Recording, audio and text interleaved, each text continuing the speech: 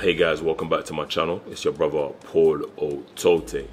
Right now I'm in Venice and I got sent a DM. Somebody asked me, do I follow a Dr Sebi diet? So in the past I have made a few videos where I've referenced Dr Sebi.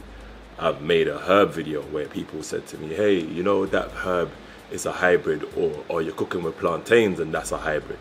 So I thought, let me actually dwell on that on this video and let you guys know exactly if I follow a Dr Sebi diet or not.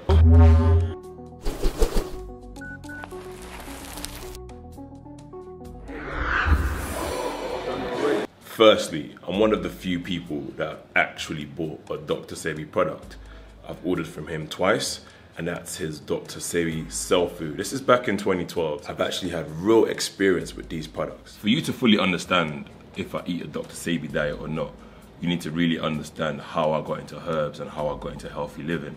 I'm gonna do a full video on this very soon, so make sure you subscribe. Essentially, I watched an episode of Boondocks. Has anybody watched the Boondocks? Comment below. The episode was called The Itis, which touched on a lot of different subjects such as how culture plays a big role in how we eat. In this episode, there was a book that Huey Freeman had in his hand, and this book was called How to Eat to Live by Elijah Muhammad, Prophet Elijah Muhammad. And I read that book through and through. I got it on my phone, and that book speaks on a lot of different things on how we shouldn't really eat pork and stuff like that. Things that I've never really heard before, and that sparked my curiosity even further to where I looked into other teachers and other healers and their opinions on health and herbs. I stumbled across a guy called Layla Africa, Dr. Layla Africa. I bought both his books, which was African Holistic Health and Nutricide.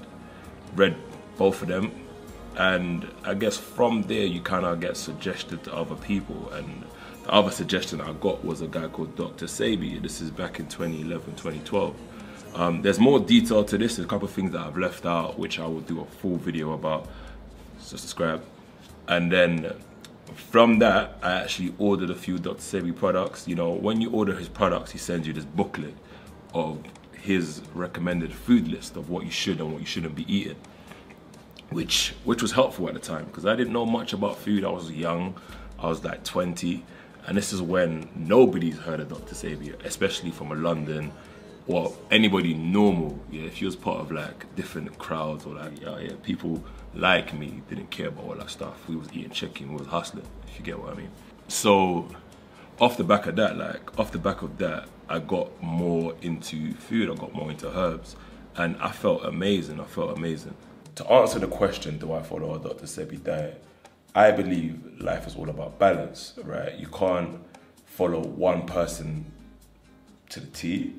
I learned from a lot of different teachers. I studied Western medicine, I studied holistic medicine, I studied Chinese medicine, and then I made a combination of what I believe works for me. At that time, when I was following a strict Dr Sebi diet, I would still eat plantain, I would still eat yam, and yam is high in starch. I will still eat sweet potato. There's no way in Jose I can give up a sweet potato. If you're sick and you're dying, right, and you want to get well, certain things will work well for you. But if you're well already and you're trying to optimize health, I believe it's all about balance. And the thing is, the key trick is to be aware of different schools of thought. So don't be ignorant or blindly following one, but understand the philosophies and ideologies of a few different trains of thought, whether it's your Layla Africa, whether it's your Dr. McGregor, whether it's the people that actually say eat pure red meat, raw. Understand the logic behind each of these things and you can understand exactly what works for you. So what works for me is not cutting out plantain, is not cutting out cashews, it's actually eating things that might be harming me once in a while. Like I might have a naked bar or I might have a Trek bar, but understanding that health is a weird one and it's not one size fits all, because you could be intolerant to lentils.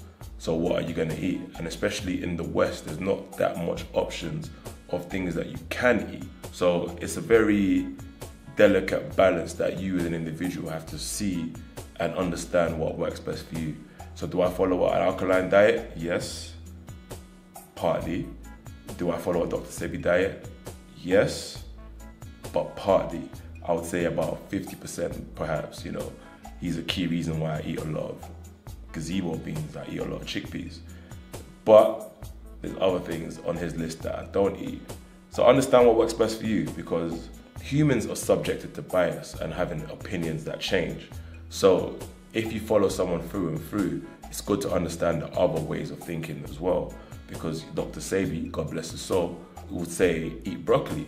Then maybe 10 years down the line, he said don't eat broccoli.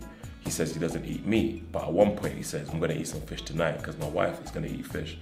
So I feel like it's up to the individual to understand these schools of thoughts, because these schools of thoughts is very eye-opening to how you as an individual should live and how you should be conscious of what you're putting into your body, how important it is to eat things that nourish your body, how the food for you might be different from the food for someone who grew up in Italy, which is where I am now. That brings me to a book I've been reading recently, which is The Outliers, and how, you know, history and historic cultures influences behaviors today, even down to how people respond to stress or how people respond to speaking to authority, and how that is very down to the culture that you were born into. So if how you behave can be down to culture, perhaps food has a big play on how you should be eaten, if that makes sense, you know, historically. So that's just a quick one. I hope it benefits somebody. Please like, share, subscribe. See you guys on the next one. Peace.